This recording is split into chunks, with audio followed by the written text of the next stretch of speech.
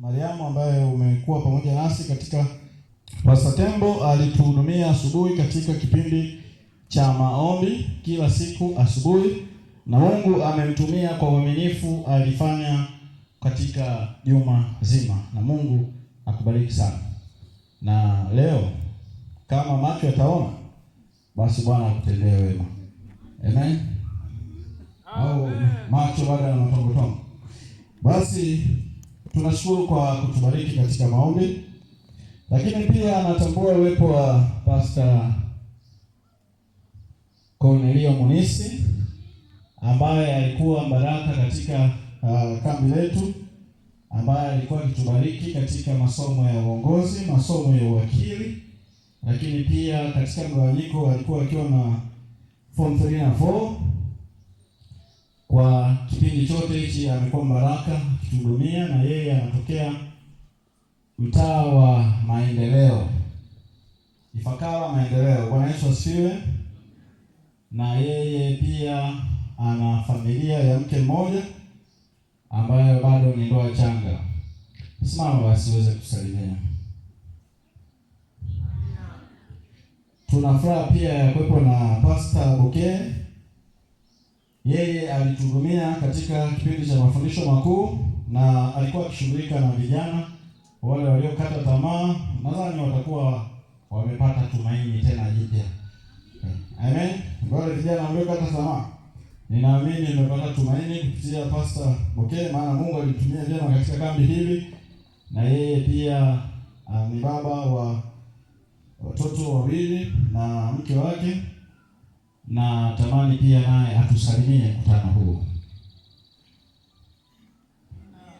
Lakini pia mhudumu wetu ambaye alikuwa akiendelea kutubariki, yeye anaitwa Pastor Kibasisi.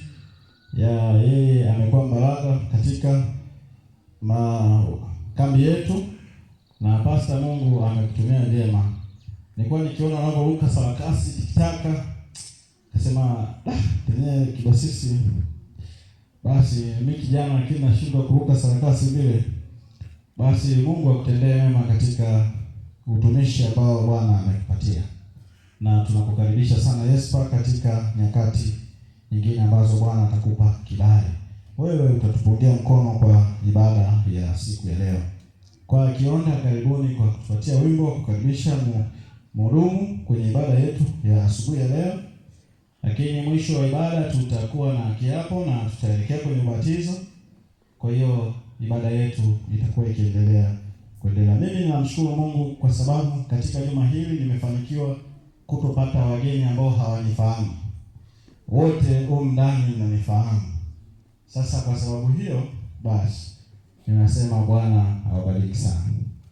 Karibuni katika ibada ya leo ambayo inaenda kwenye miisho kabisa ya kambi letu la Yespa 2026.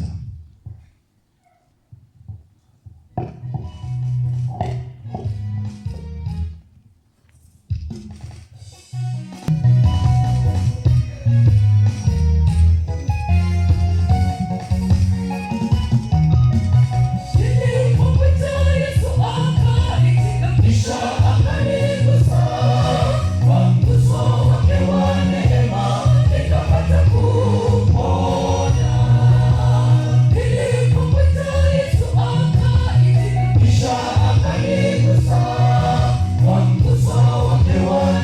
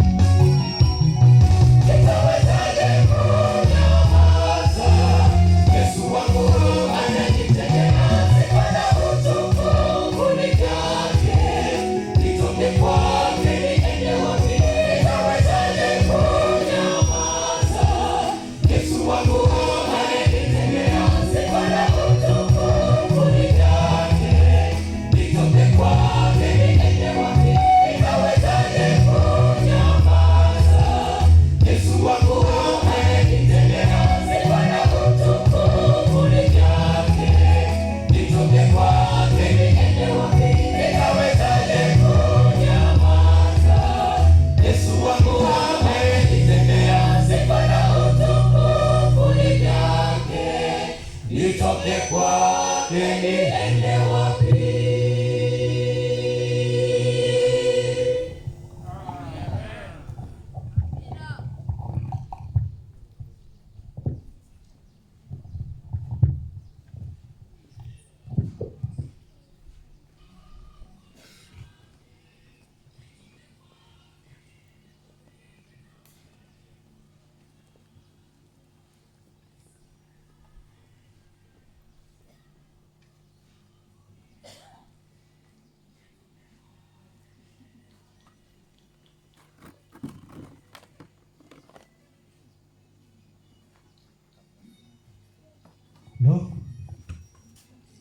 Hello.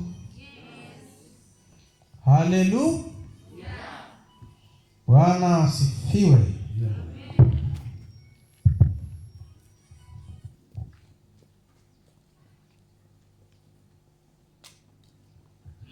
Hallelujah. Yeah. Bwana asifiwe. Amen. Makambi 2026 Yespa sekondari. Nitakwenda nikimsubiri Yesu.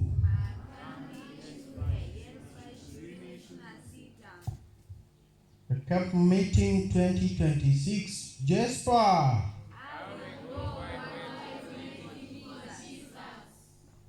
I will go while waiting Jesus.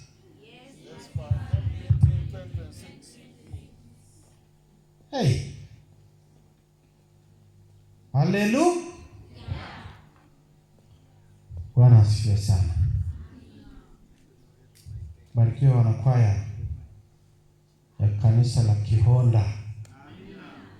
Nikiwaona nakumbuka Kihonda Net Event. Kwa hiyo barikiwe sana. Somo la leo linasema, ina kichwa kinachosema jipe moyo, unakaribia kuhitimu. Jipe moyo, unakaribia kuhitimu. Haleluya. Jipe moyo. Nimechukua tu lile fungu linalosema changamkeni mkainue vichwa vyenu, ukombozi umekaribia. Nikaipeleka katika muktadha wa elimu. Jipe moyo, changamkeni mkainue vichwa, ukombozi wenu unakaribia. Ellen White anafananisha mfumo wa elimu ya mbinguni na mpango wa ukombozi. They are equal and they are one and the same. God's plan for education. Mpango wa Mungu wa wokovu ni sawa sawa na mpango wa Mungu wa ukombozi. Haleluya. Bwana asifiwe.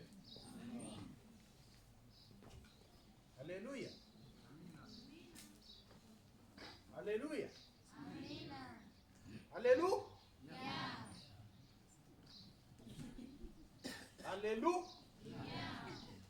Haleluya. Haleluya. Haleluya. Haleluya. Haleluya.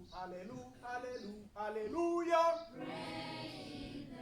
Haleluya. Haleluya. Haleluya. Haleluya. Sasa tufanye hivi. Wanaume wote ndio watakuwa waanzilishi. Haleluya. Wataanza haleluya, haleluya, haleluya, haleluya. Alafu wanaume wanakaa, wanawake wanasimama. Praising the Lord. Sawa Sawa, mko tayari? Yes. Haleluya. Wanaume sasa. Haleluya, haleluya, haleluya, haleluya. Kaini wanaume. Yaani wanawake mnakuja wanaume sasa haraka. Haleluya. Haleluya. Haleluya. Haleluya wake. Haleluya. Haleluya. Haleluya. Ya mwisho mnasimama wote. Praise. Nashukuru manager yeye ameshaielewa haraka Sasa bado mimi sijafurahi. Waanze wanawake, naona wanaume wanachelewa kidogo. Maana hata Mungu alipindua anasema mfanye jambo jipya. Mwanamke atamlinda nani? Baada ya kushindwa kule Edeni. Sasa Mungu amefanya jambo jipya. Mwanamke atamlinda nani? Sasa wanawake muwe waanzilishi sasa. Wanawake tumsimame. Wanaume.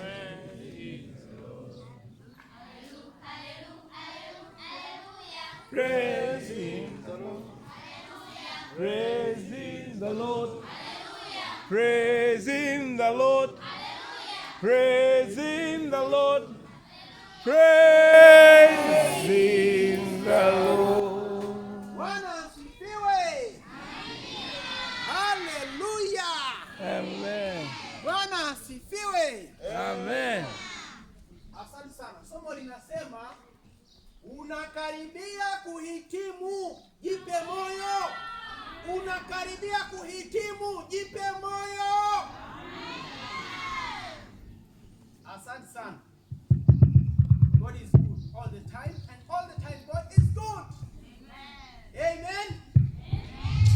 Sasa leo narudi kwenye biology, somo langu pendwa. Unaita majaribu umeme. Sasa ondoa hiyo mwangi. Tafadhali fundi wangu, nisaidie hiyo. Hello. Haleluya. Haleluya. Haleluya. Haleluya. Haleluya. Haleluya. Haleluya. Haleluya. Haleluya. Haleluya. Haleluya. Haleluya. Okay. Haleluya. Okay. Hallelujah, praising God. Hallelujah, praising the Lord. Hallelujah, praising the Lord. Bwana asifiwe sana. Jipe moyo. Sasa kuna kitu katika somo la biology, hasa branch ya zoology, inaitwa metamorphosis. What is metamorphosis? Ukali wa biology uko wapi leo? Huyo? Church elder, where are you? Who is Kelvin? Who is Kelvin? What is metamorphosis? What? You people, don't let me down. Okay. Ngoja samaki ajikaange kwenye mafuta yake mwenyewe. Najiuliza maswali najibu mwenyewe. Wanafunzi wa yes pa jamani. Nitaenda kuangalia matokeo yenu kule kwenye mtandao. Siku hizi hamna siri. In regard to metamorphosis, ni neno la Kiingereza lenye asili ya Kiyunani. But it means this way. For an insect, it takes for insects or amphibian like frogs, insect like bees, butterflies, etc., etc., beetles, something like this, is the biological process of transformation from an immature form to an adult form in 2 or more distinct stages. Today, I will take an example of 4 stages of a butterfly. Hatua 4 za kipepeo. The first stage is an egg. Then we came to larva or caterpillar. The third is pupa, and then an adult butterfly. We have an egg, larva, pupa, and butterfly. Yai,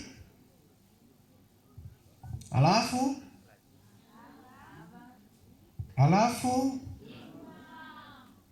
pupa, alafu hatimaye yes, na yai na mdudu mwenyewe, alafu tuna pupa, alafu tuna kipepeo. Change. There is nothing permanent as change. Hakuna kitu kinachodumu zaidi ya mabadiliko. Mabadiliko. There is nothing so permanent as change. Hata dunia yetu ina vitu vinavyoitwa rotation and revolution. Haleluya. Kwa hiyo kwa upande wa wokovu pia kuna hatua kuu 4 za wokovu. Hatua kuu 4 za nini? Za wokovu, ambazo kwa mkutadha wa shule nimesema form 1 mpaka form 4. Form 1 mpaka nini? Form 4. Form 1, form 2, form 3, form 4. Unakoma ndio. Unaanza njuka. Halafu si mnajua mpaka unaenda form 4. Vyovyote mtakavyoweza kuita. Hali kadhalika katika mpango wa wokovu kuna kitu kinachoitwa mabadiliko. Hili neno nimelikuta katika Warumi 12 fungu la 1 na la 2. Metamorpho. Natokana na neno metamorphosis. Warumi 12 fungu la 1 na la 2. Basi ndugu zangu, nawasihi kwa huruma zake Mungu, itoeni miili yenu iwe dhabihu iliyo hai, takatifu, ya kumpendeza Mungu. Ndio ibada yenu yenye maana. Takatifu, ya kumpendeza Mungu. Ibada yenu yenye maana. Wala msifuatishe namna ya dunia hii, bali mgeuzwe, metamorphosed, kwa kufanywa upya nia zenu, mpate kujua hakika mapenzi ya Mungu yaliyo mema, ya kumpendeza na ukamilifu. Bwana asifiwe sana.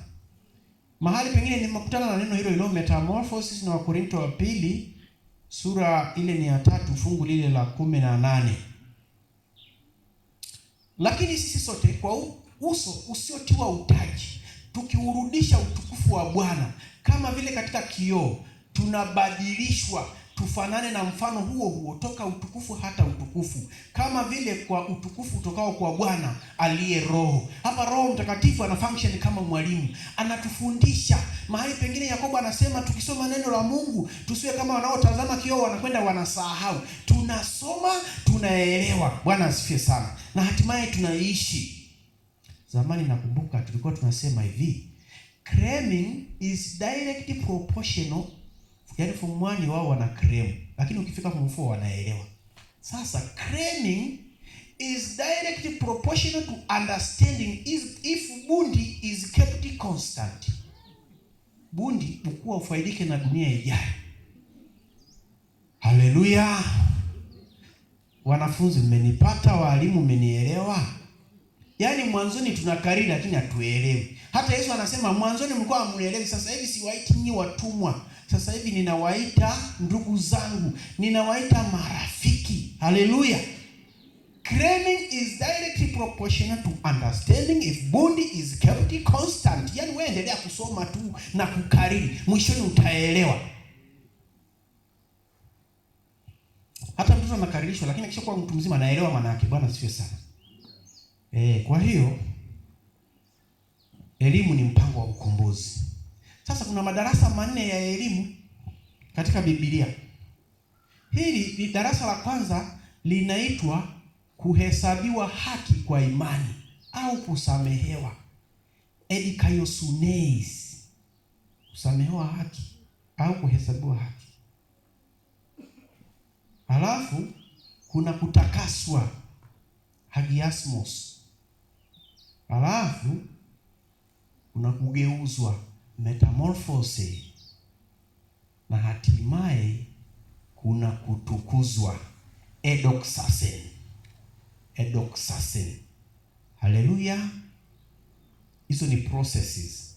Ila madarasa yenyewe, wanaohudhuria madarasa ni watu wa aina kuu 4. Darasa la kwanza wanaitwa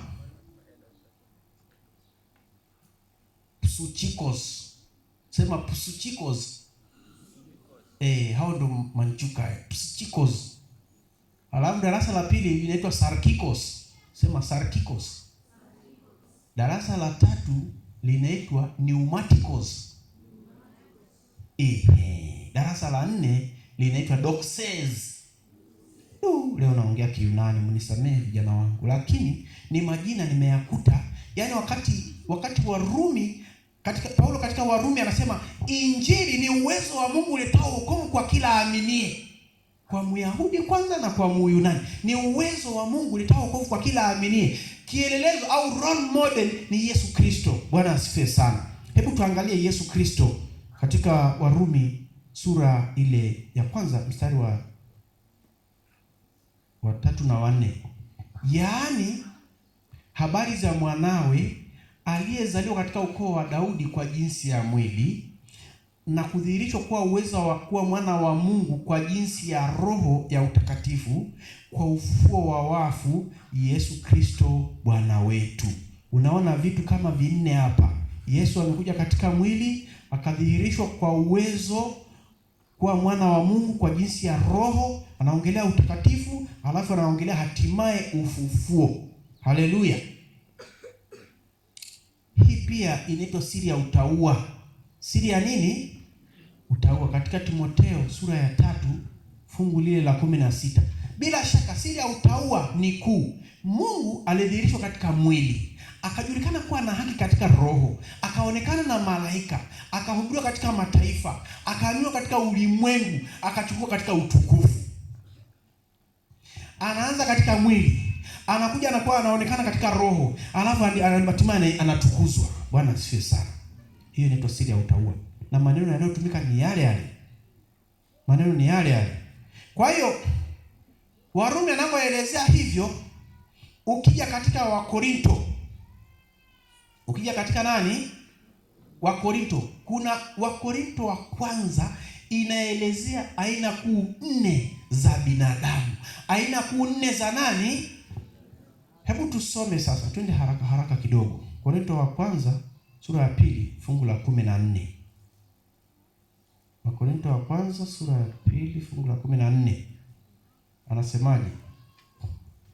Anasema basi mwanadamu wa tabia ya asili hapokei mambo ya Roho wa Mungu, maana kwake huyo ni upuuzi, wala hawezi kuyafahamu, kwa kuwa yatambulikana kwa jinsi ya rohoni. Kwa hiyo mtu wa kwanza anaitwa mwanadamu wa tabia ya nini?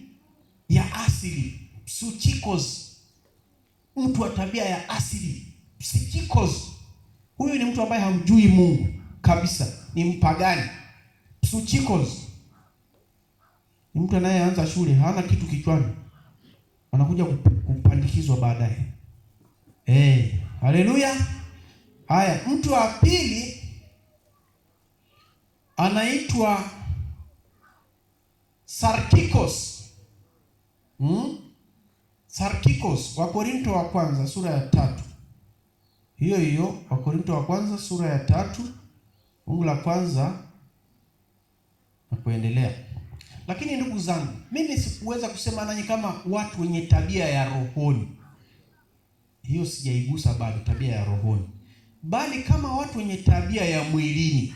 Haya, hapo pigilia mstari. Watu wenye tabia ya mwilini.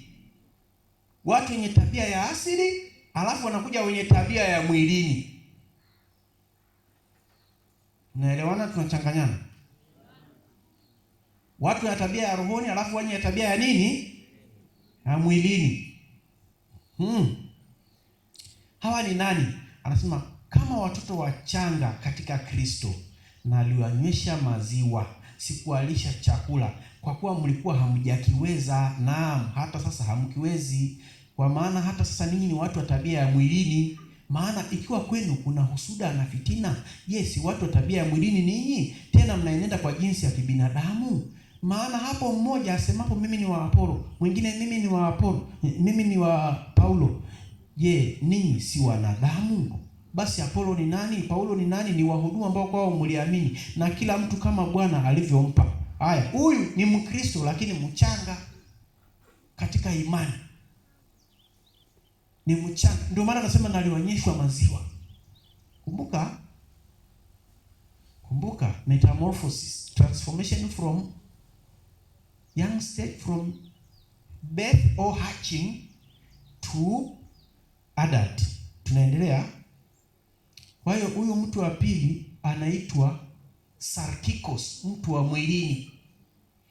Ni kama mtoto mchanga, yeye kila kitu ni chakula. Ukimpa mdomoni, kwa kweli huyu ni mwilini wa mwilini bado.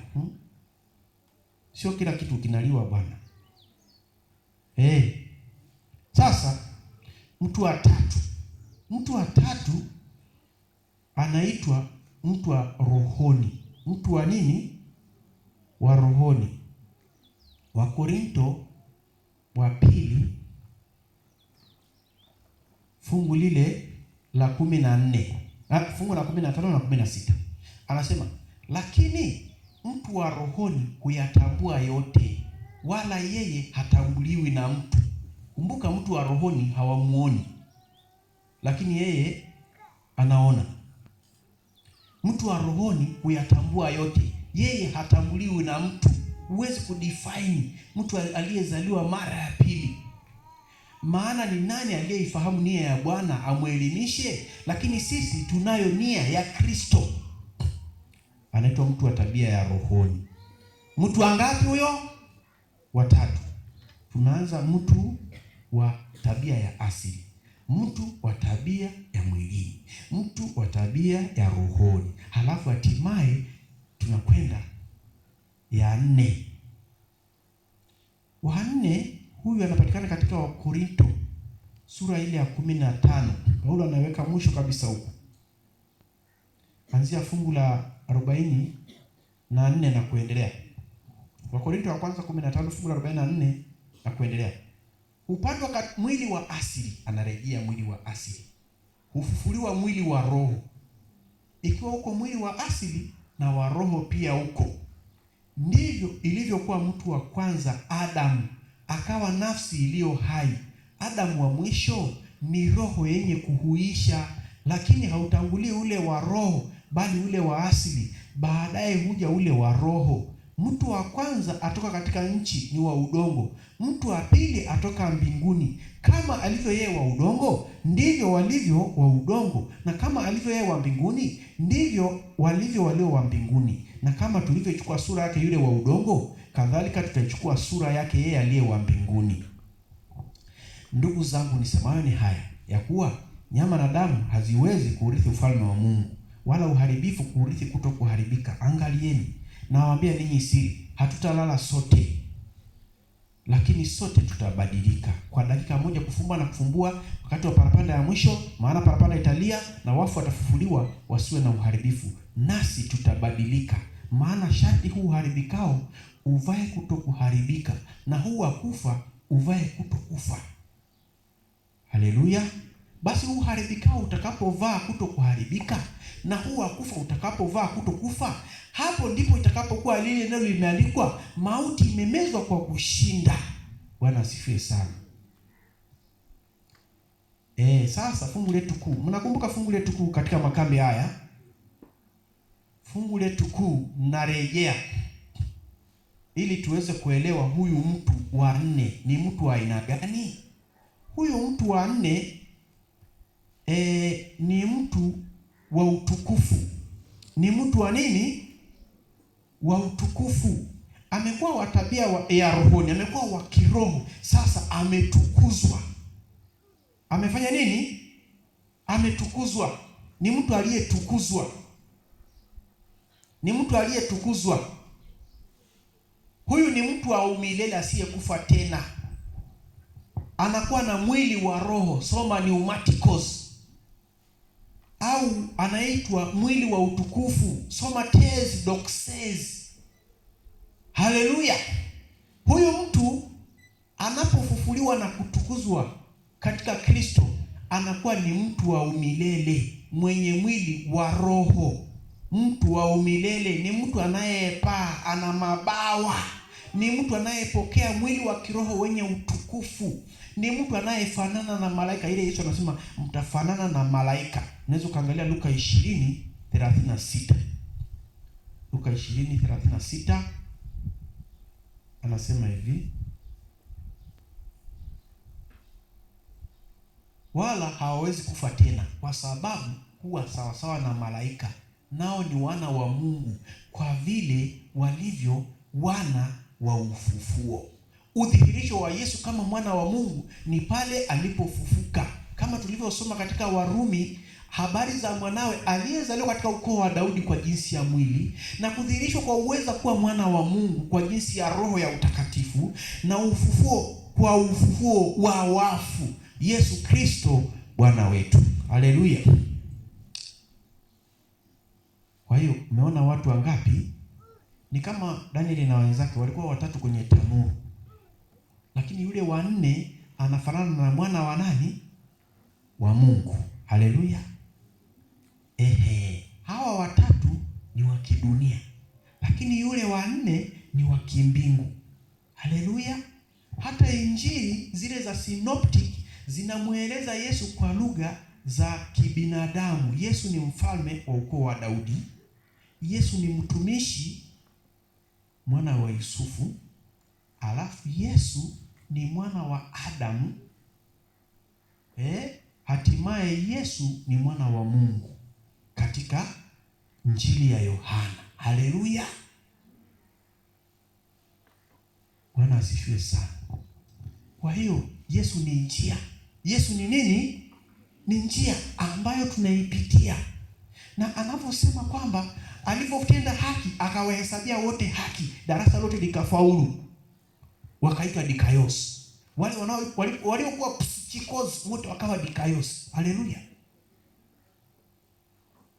Na alipokufa msalabani akatolewa, na hawa nao pia wanazaliwa upya, hawa wana wa mwilini. Sasa badala ya kuwa wana wa mwilini, sasa wanaitwa hagios, watakatifu. Haleluya. Ni dikaios alafu hagios. Alafu hatua ya tatu wanakuwa wa rohoni, ni umatikos. Sio wa kimwili tena, ni wa kiroho. Bwana asifiwe sana. Halafu wanapofaulu na kwenda hatua ya mwisho, Yesu akatukuzwa. Yesu anapotukuzwa ndio Roho Mtakatifu akashuka. Kwa sababu Yesu alikuwa hajatukuzwa, alipotukuzwa Roho Mtakatifu akashuka. Kwa hiyo matokeo sasa ya kuwa ni umatikosi, hatua ya mwisho ni doxes. Haleluya. Bwana asifiwe sana. Hayo injili ni tamu sana. Iende mbele injili yo, iende mbele injili ya Yesu. Ndio maana iende mbele, ndio maana iende mbele ya okoa injili yo, ya okoa injili ya Yesu. Inaponya injili yo, inaponya injili ya Yesu. Ndio maana iende mbele, ndio maana iende mbele. Haleluya. Anasema hivi, basi mambo hayo yaanzapo kutokea, changamkeni mkainue vichwa vyenu, kwa kuwa ukombozi wenu umekaribia. Akaambia mfano, utazameni mtini na miti mingine yote, wakati ishapo kuchipuka, mwaona na kutambua wenyewe ya kwamba majira ya mavuno yamekwisha kuwa karibu. Development from seed to a sprouting leaf, and then to be a tree with branches, and then a tree with developed fully fruits. Hallelujah. Wakati ishapo kuchipuka, mwaona na kutambua wenyewe kwamba majira ya mavuno yamekuwa karibu. Nani kadhalika, muonapo mambo haya yaanza kutokea, tambueni ya kwamba ufalme wa Mungu ukaribu. Anaongelea lugha ya kilimo. Ni sawa na Marko sura ya 4 fungu ni 26 hadi 29. Nimesema 26. Marko 4 fungu ni 26. Akasema ufalme wa Mungu mfano wake ni kama mtu aliyemwaga mbegu juu ya nchi, akawa akilala na kuondoka usiku na mchana, nayo mbegu ikamea na kukua asivyojua yeye. Ni muujiza, maana nchi huzaa yenyewe, kwanza jani, tena suke, kisha ngano pevu katika suke. Hata matunda yakiiva, mara atapeleka mundu, kwa kuwa mavuno yamefika. Haleluya! Kumbe ni lugha ya kilimo. Kumbe ni lugha ya nini? Sasa tunaenda kwenye lugha ya kibiology, ndio tunakutana na kitu kinaitwa metamorphosis.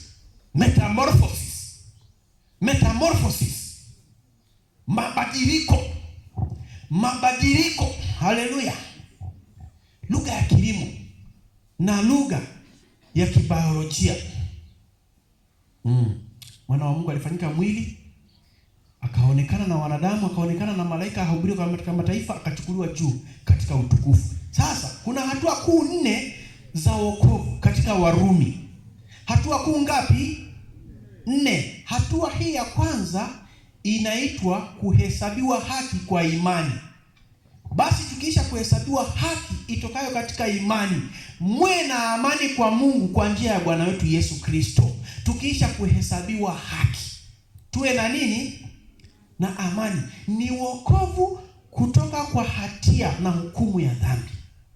Yule mtu wa asili ni mtu aliyehukumiwa, sheria inamngoja imshike, imnase. Sasa tunapomwamini Yesu Kristo tunahesabiwa haki. Haleluya!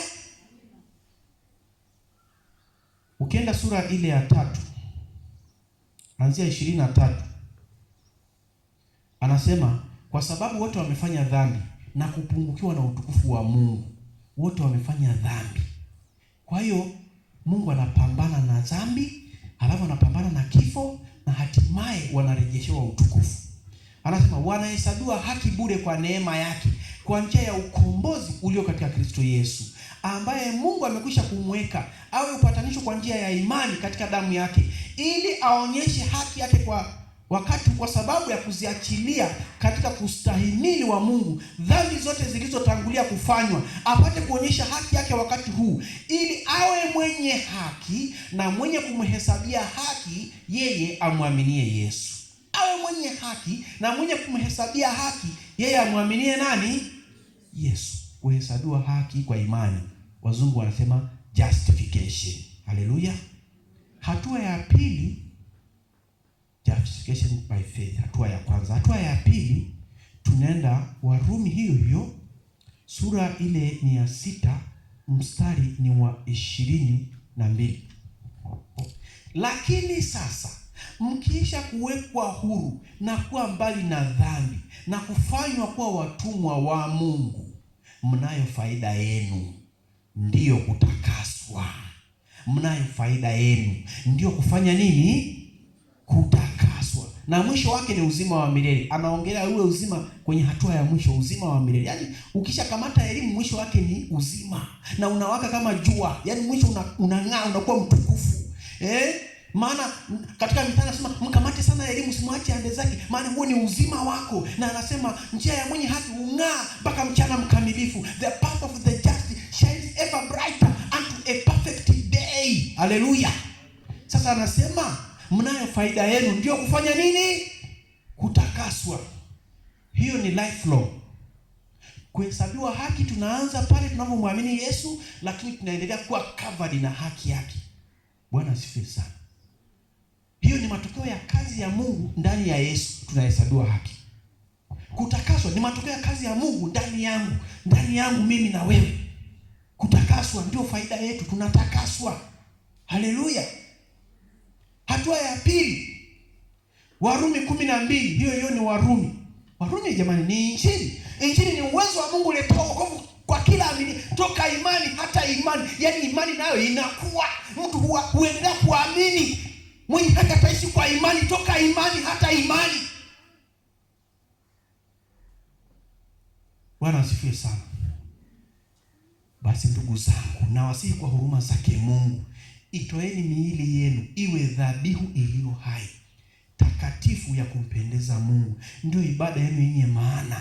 Wala msifuatishe namna ya dunia hii, bali mgeuzwe kwa kufanywa upya nia zenu. Mgeuzwe kwa kufanywa upya nia zenu, mpate kujua haki ya mapenzi